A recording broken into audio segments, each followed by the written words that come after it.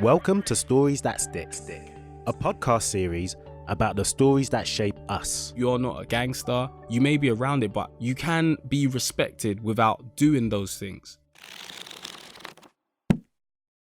Hey guys, it's Ade here, your host for Stories That Stick. In today's episode, we have Temi Alchemy from the 90s Baby Show, which originally started as a podcast, but is now more widely known as a YouTube channel. Listeners, please know that we always start our conversations talking about death. So if you are triggered by this topic, then please fast forward to approximately the 3-minute mark. And as always, if you do like this episode, don't forget to review and rate us because it really does help.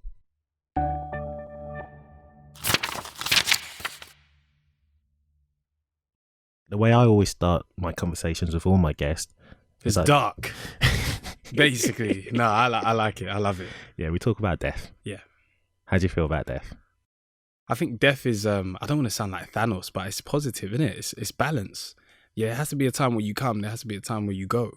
And I feel like death is necessary, but it also kind of gives meaning to life. Okay. It kind of allows you to live knowing that, oh, well, it's not going to be forever, so let me do as much as I can. Or at least give you a kick up the bum, like, this ain't going to last, bro. You better do something meaningful whilst you're here. You better leave something, or you better do something which you're proud of. I know we're talking abstract, but do you have death in your psyche or your consciousness regularly? I would say it's in the back. I don't consciously think of it, but I do understand that I need to do some things before I leave this place. Before God takes me out, or before I'm out of here, I need to have done some stuff. Like, I don't know, like I would need to make sure that my influence is spread, whether it be through the podcast, whether it be through me having loads of experience and teaching others. So it might not be on a world scale, but I just need to make sure I've dropped some gems here for people to say, oh, before he left, he did this. Well, let's get into your first chapter. First chapter.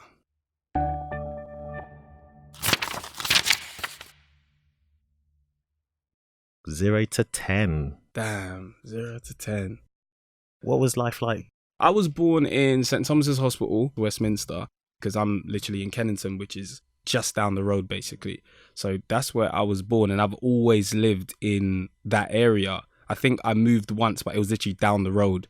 The council was very nice those days. They didn't just, gentrification hadn't hit yet. You didn't just get moved out to Ken or into Rotherhithe, like nothing crazy like that. Like, you would just be like moved maybe down the road. So we moved down the road, and I've been there since. I've never even had experience of moving.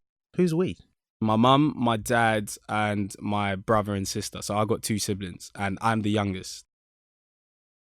Talk to me about, fond memories. I always remember wanting to sleep over at my friend's house. And, Nigerians are with that.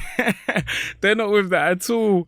If you want to go to a party, where's the invite? Who is it? Let me see if they're from a good home. And I respect it now, because as we get older, I understand it. But that was how it was. And I remember there was one time where I wanted to sleep over at my friend's house. This was my guy, man. We've been rocking since nursery. So I'm there chilling at the house. And I'm like, you know what? This is lit. He's like, yeah, you should stay over. My mum's cool with it. His mum was so cool. His mum was on night shifts and stuff. So his mum was like, yeah, you guys stay. Obviously, he needs company. So I was like, I'm just going to leave a voicemail and just tell my mum I'm sleeping over. So I'm there. I've already called and I've left the voicemail like, yeah, mum, by the way, I'm staying at, let's just say Michael's to that. And obviously I haven't got nothing back. It's not like I've got a mobile. I've just left the voicemail, said, cool, I'm staying. And then I got like a call from his mum saying, your dad's downstairs right now. Your dad's downstairs. I was like, why is he downstairs for? He was pissed. He's like, what do you mean you're leaving the boy? He's like, come on now. I was like, oh man, I just wanted to stay over with my friends. That was like the best thing, sleeping over. Oh my gosh. Oh, that's funny. But there are certain stories that do stick. Yeah. And you mentioned we're going on a beer hunt. That was cold. That was the coldest song ever in primary school. That was so sick. And the reason why, like, when you asked me, I was like, what is something that stood out? Because I don't remember being told stories that stood out too much, like Goldilocks or whatever, like bears eating. What are you doing as a girl chilling around these bears? Like, you know what I'm saying? But that one, I looked at the story and I was like, that was almost teaching you about like persevering. Going on a bear hunt. I don't know why they hunt. This song. Talk to us. I mean, break it down. It's not something that Nigerians or black people do. We don't go hunting bears. We don't go and do that. But when I looked at the lyrics, because I had to look back at it, I was like, this is an interesting story. They're going somewhere. And upon that path of going somewhere, they have obstacles, which is life. They see weeds and then they have to think, we can't go over it. We can't go under it. We have to go through it. Okay, cool. You've gone through the weeds. The next thing you know, they get to a river. And it's like, we can't go over it. We can't go around it. We have to swim through it. That's the part where you lose me, because I don't swim. You always are going against obstacles. There's always something there that's blocking you. And you have to figure a way around it. I can't remember what happened in the end. I was going to say, did they catch the bear or something? I can't remember. I can't even remember. But I feel like they did get there. If they didn't, then they hate it's life. yeah. I swear that they did it. That's where the death comes into it. I think they actually saw the bear, right? And they were like, oh yeah, and he's raw. Yeah. Didn't he like raw at the end and they ran off? And they ran and they went back. But it's a big life lesson. And that stuck with you when you were a child. Yeah, that has stuck with me. When you asked me that question, I was like, what do I actually remember? I'm not going to lie and say, oh yeah, I remember this. Nah, I don't. But I remember that song. And when I look at it now, that is forever green. There's obstacles in life. What are you going to do when you're faced with it? Well, I think we often know then that actually our biggest obstacles tend to be going into our teenage years and adulting, because adulting's hard. Yeah, So let's go into your next chapter. Yeah. Yeah? Yeah. Okay.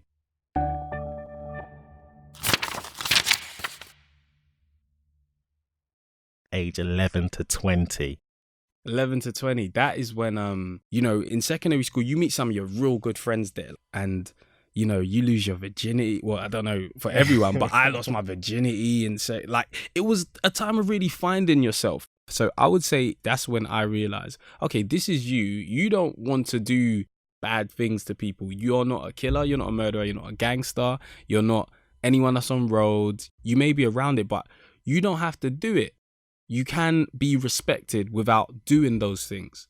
To a point where when there was something kicking off, I've had people say, don't get involved. You don't get involved. Not to say, oh, I wanted to get involved, because secretly I was like, I don't want to get involved anyway. But, it was good to have people like that kind of saw who I am. And I had a really good teacher. I don't know if you're going to get into teachers. We are going to get into teachers. My man knows the outline of this. Man. I'm a fan. I listen. I appreciate it. Teachers are important because they definitely are important, man. One of the people who actually guide us and show us That's our why potential. It's important that they actually care. I had a teacher called Mr. Dooley. He was very instrumental in making me realize my potential, because he was like the first teacher to be like, you're smart, but you're wasting your time talking. And this is my issue through education. I would be talking whilst I've got a tutor at home. He got to a point where he was like, okay, now you've gone from wasting your time and wasting everyone else's to only wasting everyone else's, but you're going home to a tutor. And he was like, stop doing that. That's not fair on them. So then he made a whole section for me in the class where I was in the second to last set, but I was doing higher work and I was literally just in a corner and he sectioned me off. I'm only thinking of it now. I remember him fully having like what you see in the staff room, like dividers with the sort of mesh on it, where you can pin stuff. And he just got two of them and just sectioned me off. And that helped me. That was instrumental, man. And that gave me a lot of confidence. Honey trap. Talk to me. What's honey trap? So honey trap, the concept of that is a girl setting you up. So I remember it was actually my mum. One day I just came back from school. Around that age of maybe, 12, 13, 14, your parents kind of know you're talking to girls. Their way of showing me to be careful was to show me the story of Shaquille. Next tonight, it became known as the Honey Trap murder after a teenager from Deptford was led to his death by his girlfriend in 2008. I believe he was just with his friends. I'm not going to say he was in a gang or anything, but he was with his friends. Met a girl, they had a relationship, he had an issue with a guy, the guy knew the girl, and the girl set him up. And he was stabbed to death, and I remember the person twisted the blade. That stuck with me, because I was like, wow, there's people out there that really want to kill you, and it could be over a girl. it made me look at girls very different, and maybe just kind of slowed me down a bit. Like, oh, actually, assess character. You might be going for the honey and you could get trapped. I hear that. So you're starting to form yourself as this young man in which we are seen in this latter part of your chapter. Yeah. So let's go into it, yeah? Yeah, you ready for that? Yeah, let's go. All right, chapter 3.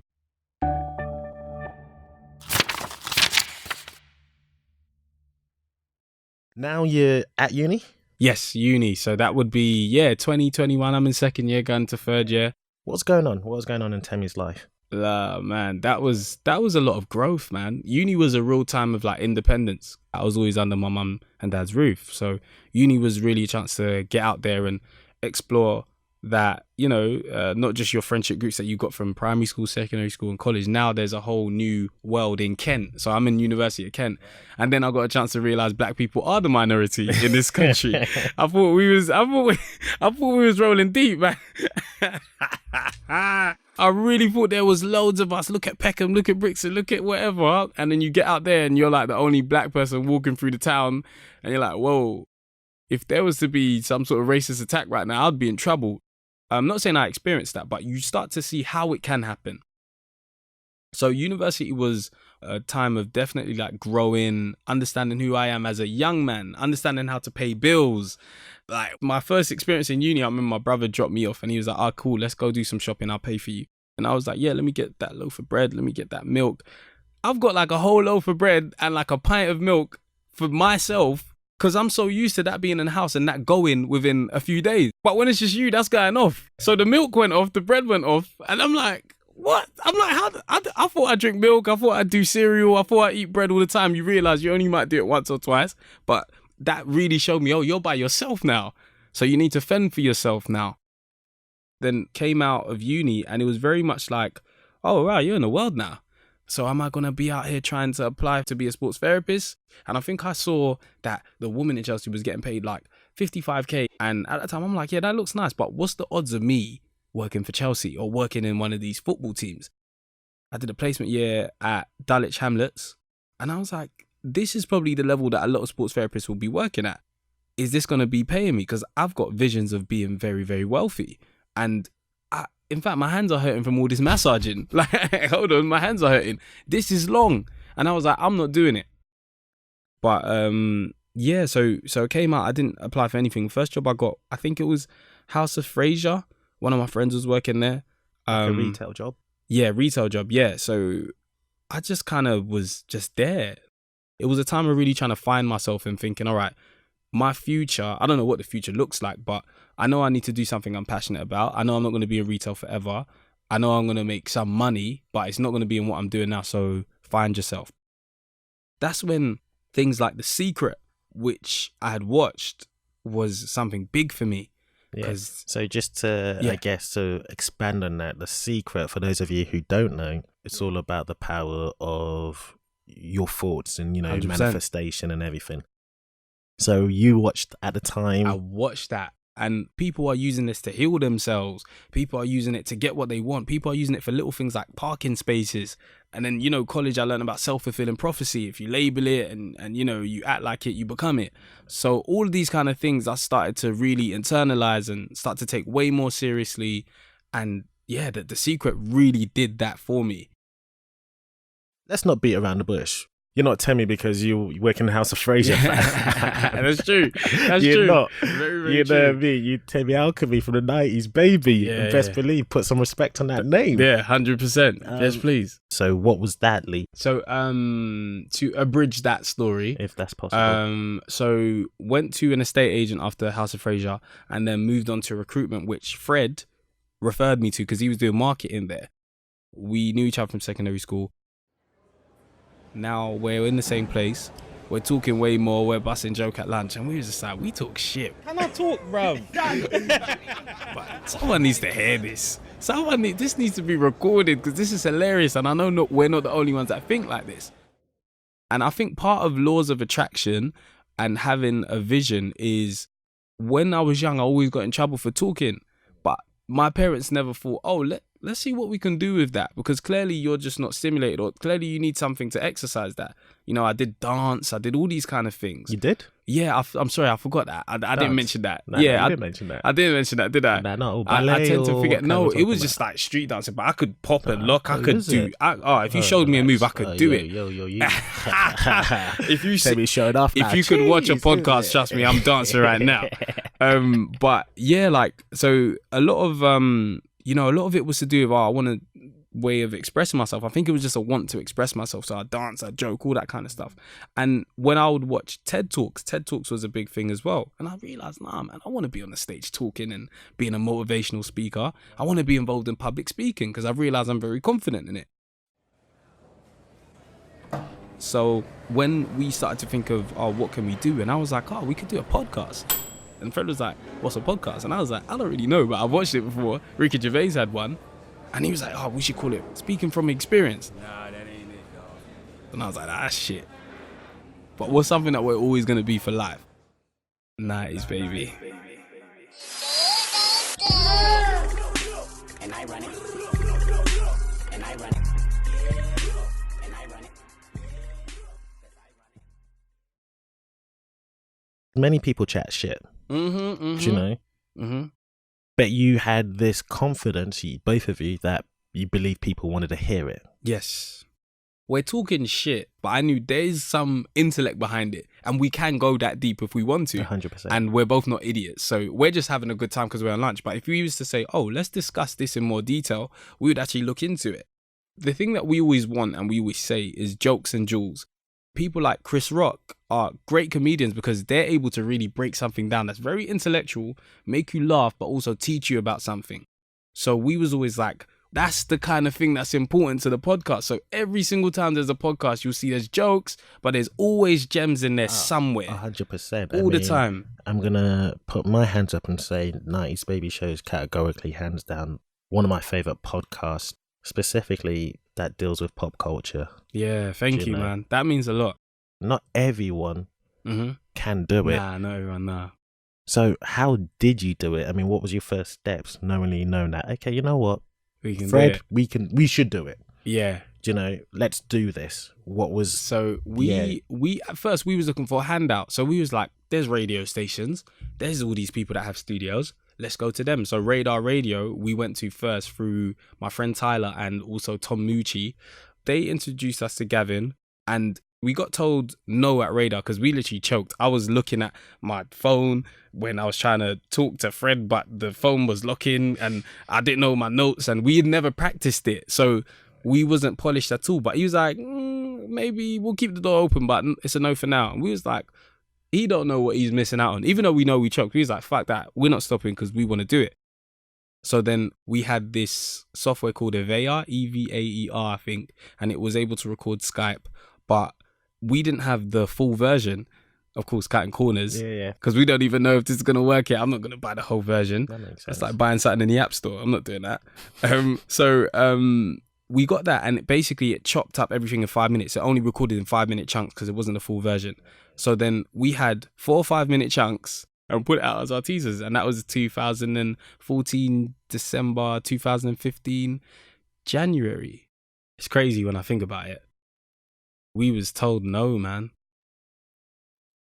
What does success for you look like? What is it that we're hoping, Temi Alchemy becomes? That is, that's a very good question. And as I get older, that question becomes more difficult because what I can say is life isn't linear. And that's something that I always follow by. Life is not linear. There's bumps, there's curves. There's also exponential growth, which you never, ever factor in. You can never plan exponential growth. For example, when the show went from 1K on YouTube to 10K, success at one point was like, let's get to 3K, 5K. And now we're on 10K. It's like, all right, well, I guess it changes. Success to me is a journey. It's not a destination. It's the journey. Otherwise, the destination gets there and you're like, cool, I might as well just fall over and die because I've done it. So as long as I'm spreading a positive message, as long as I'll become a great husband, a great family member, and a father to kids, God willing, that's my successes that I need in terms of to the world, positive messages and being able to give others a platform. So I would want it to be like a network. I'd want it to be like other people can spread their voice, and I can put them on. I can give them certain links, or I can put them in certain places and help their careers. I've always wanted to help. From sports therapy days, I wanted to help. So now that I've found what I want to do and now I'm active in the field, I want to build up all that knowledge and be able to help other people. And if I manage or if I consult and I get a percentage, that's fine.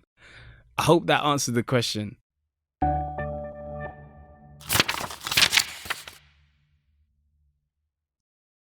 We started a conversation about death. Yeah. Right? So if you can take anything materialistic within this world to wherever you believe, let's say there's heaven. Yeah. I don't know. What do you believe in? Just out of interest. Oh man. I'm let's say heaven. So what are you taking from earth to heaven? Oh, material wise. Damn. That's a good one. God. You might got me on that one, you know. You know what? I haven't got my wedding ring because I'm engaged, but I'll take the wedding ring. This one, I want my fiance to listen to this right now because she'll be happy. My wedding ring, or I'll take my watch. I'll take this watch because this was like one of the first things I achieved off the back of me watching like The Secret and Laws of Attraction. And yeah, you can do it. You can get things. Well, honestly, it's been a pleasure, and hopefully we can get you in again, 100%, especially when man. you just keep on killing it and killing it. 100%. But for those who don't know, how can they find you specifically, and also the 90s Baby Show? So me personally, Temi Alchemy, so TemiAlchemy. That's on all socials. That's Facebook, Twitter, Instagram. I don't even really use Facebook, but yeah, it's there. And then 90s Baby Show, that's what I would really want you guys to go, because that's the hub right there. So that's at 90s Baby Show, or 90s Baby Show, where you can find all podcasts. That's on YouTube, that's Twitter, Instagram, everything. So yes, please check out the stuff, and big ups to Stories That Stick, man. I appreciate you guys. Yeah. Stay tuned for another episode of Stories That Stick. Peace. Today's episode was produced by Ade Bambala, sound designed by Chris Arise, and if you'd like to be featured on Stories That Stick, then please do get in touch.